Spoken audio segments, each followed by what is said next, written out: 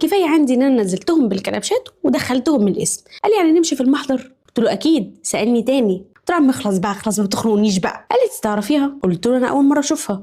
راحت ردت عليا وقالت لي انا اللي كلمتك زمان وقلت لك انا مش هسيبك، استحملي بقى. ودي كانت تاني اكبر صدمه، لان دي كانت حبيبته الاولانيه اللي هي الاكس، او هم بيقولوا عليها الاكس يعني. وقالت لي انا ما سبتهوش من ساعه ما اتجوزته، من ساعه ما اتجوزته اصلا وانا معاه. طبعا هي مش عارفه، هي مش قايله التفصيله دي ليه، بس انا محتاجه اقولها. انا سالتها ليه هم سابوا بعض ما دام هي حبيبته والاكس، ليه يعني ليه ما كملوش مع بعض؟ طلع ان باباها هو اللي رفض لما هم راحوا يتقدموا، بس رغم ان هو اتجوز صاحبتي الا ان هو يعني قرر ان هو ما يسيبش حبيبته القديمه.